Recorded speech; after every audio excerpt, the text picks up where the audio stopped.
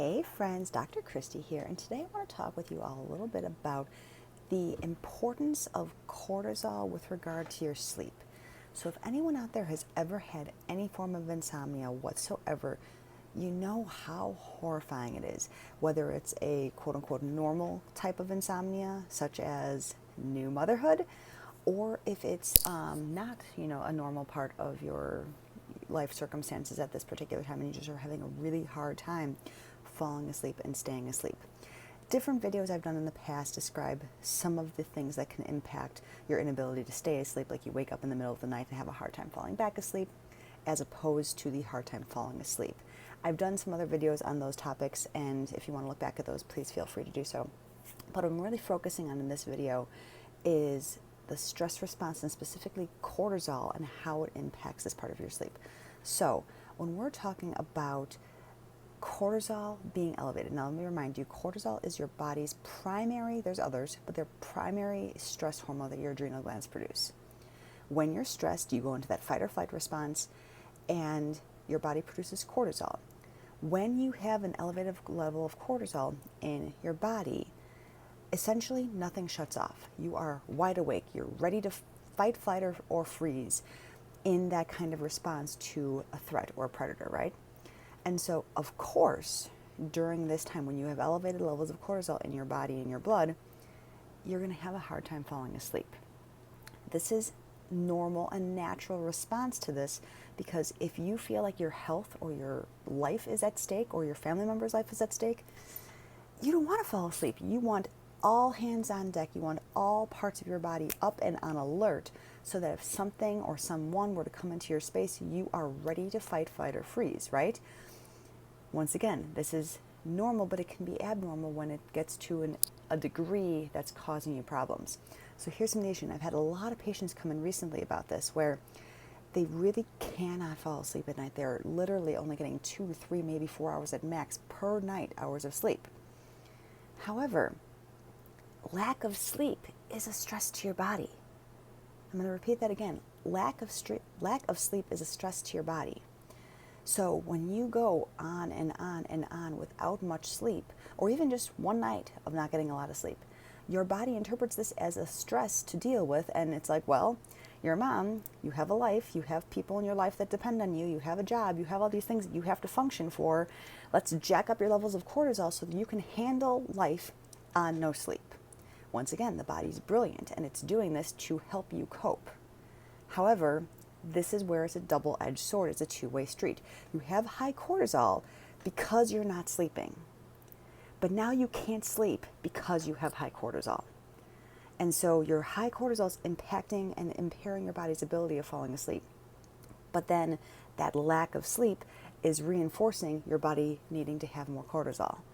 So sometimes when this is happening, you literally feel like there's no way out, because one thing is just feeding the other.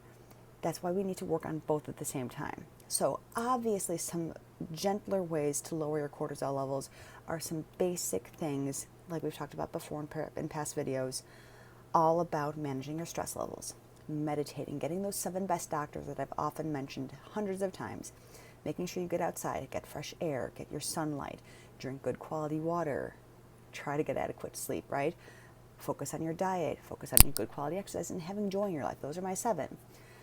Having these things in your life on a regular basis will lower your body's cortisol response. It'll lower your body's overall stress.